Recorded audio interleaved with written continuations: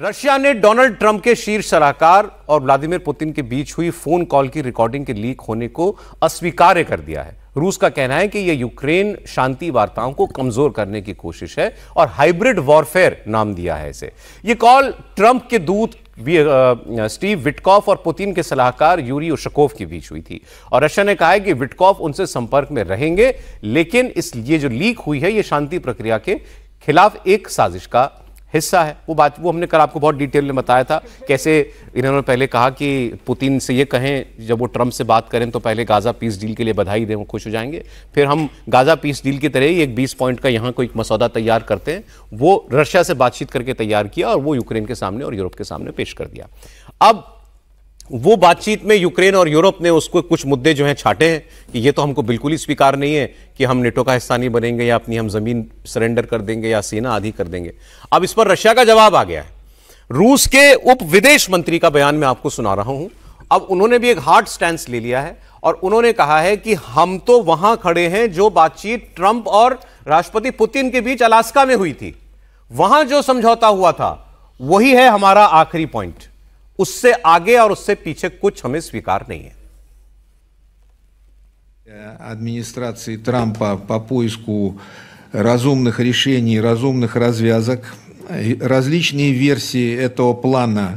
Это переговорный момент, ни о каких уступках, ни о какой сдаче наших подходов к тем ключевым моментам решения задач, стоящих перед нами, в том числе в अरे सबीर जी, एक दिन लगता है कि समझौता हो रहा है, एक दिन लगता है कि फिर वहीं खड़े हो गए। अब ये तो बातचीत को एक महीना पीछे ले गए।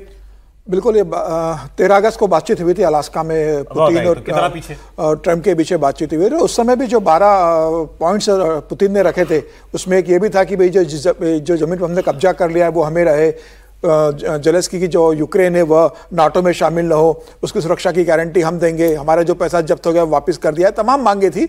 और मुझे लगता है कि मोटा मोटी जो मांगे थी ट्रंप ने उसमें सहमति जताई थी और ये कहा था कि मैं जेलेंस्की से बात करूंगा।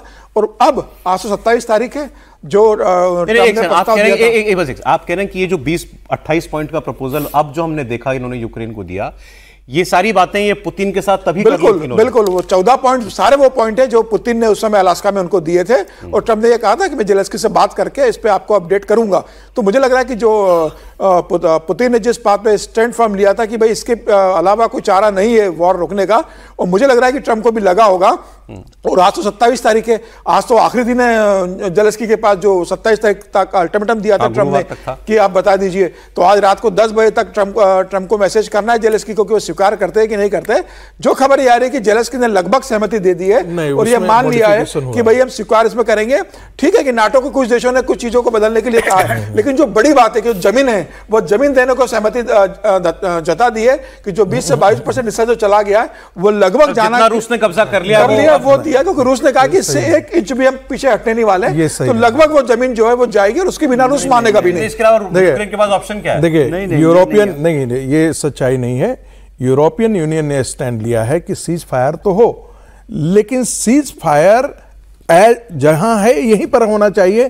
जमीन के बारे नहीं चली गई, नहीं, जमीन के बारे में उस पर बातचीत बाद में होनी चाहिए। सीज फायर अभी पहला काम है, सीज फायर हो, लेकिन जमीन पर बात ये नहीं, क्योंकि उनका कहना है कि भाई इलाके दे देने का मतलब तो है कि आप उसकी सॉवरेंटी को कब्जे में। अच्छा ठीक है, आप कह रहे हैं कि लड़ाई रोको फिर जमीन की बात बाद में करें। जी, नाटो का यही कहना है कि सरेंडर नहीं है ये कि भाई जो जमीन दे दी गई है वो खत्म हो गई, लेकिन यदि युद्ध रोकना चाहते हैं तो अभी यहाँ रोके, फिर इस पर बातचीत करें कि कितना क्या होना है आगे। पहले युद्ध रोक लीजिए और जमीन को ये मत समझिए कि अब आपकी हो गई। यस, ओके, ये इसका एक बेसिक थ्रस्ट है। और ये जो पाकिस्तान अभी ये जो रूस के उप विदेश मंत्री कह रहे हैं कि हमने जो ट्रंप से कहा था हमें तो वही चाहिए। हाँ, वो मैं यही कह रहा हूँ, बार बार हम लोग बात कर रहे हैं कि हम लोग रोज खुश होते हैं आज खत्म हो जाएगा। कोई भी देश जो है वो इतनी आसानी से अपनी चीजों को छोड़ना नहीं चाहता है किसी भी तरह से, और जेलेंस्की क्या इतना आसानी से छोड़ सकते हैं? अभी इसमें इंतजार मतलब अभी कुछ और करना पड़ेगा। देखिए ये कहानी डेडलाइन तो रोज मिलती है, डेडलाइन तो केवल ने कह दिया था कि डेडलाइन तो वो है जब खत्म हो जाएगा। हाँ, जब डेडलाइंस का कोई। अब साहब जरा पाकिस्तान की असलियत पाकिस्तानियों की जुबानी सुनिएगा, जरूर गौर से सुनिएगा। पड़ोस में आपके क्या है हालात पता चलेंगे आपको।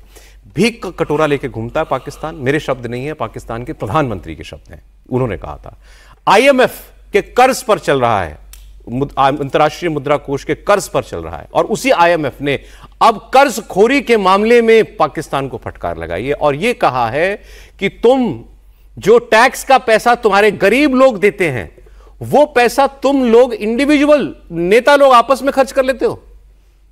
यह आईएमएफ कह रहा है। कहा कि तुम्हारे देश के अंदर भ्रष्टाचार को नापने का कोई पैमाना नहीं है, कि कितना करप्शन है इसको नाप नहीं सकते। आईएमएफ ने यह भी कहा है कि गरीबी मापने के हमारे सारे मापदंड पाकिस्तान में फेल हो जाते हैं कि किसको गरीब माने। और यह सबसे बड़ी तोहमत लगाई उनके ऊपर कि तुम्हारा जो खुद का अकाउंटेबिलिटी ब्यूरो एक बना रखा है पाकिस्तान ने, इसने पिछले 2 वर्षों में 5300 करोड़ रुपए की रिकवरी की है, करप्शन के पैसे की रिकवरी की है। यह ऊंट के मुंह में जीरा है। और वो खुद ये खुलकर आईएमएफ इनसे कह रहा है कि जो पैसा आपको हम देते हैं और जो पैसा तुम्हें टैक्स का मिलता है उसकी चोरी बंद करो, वो जिस काम के लिए दिया जाता है उस काम में उसको खर्च करो।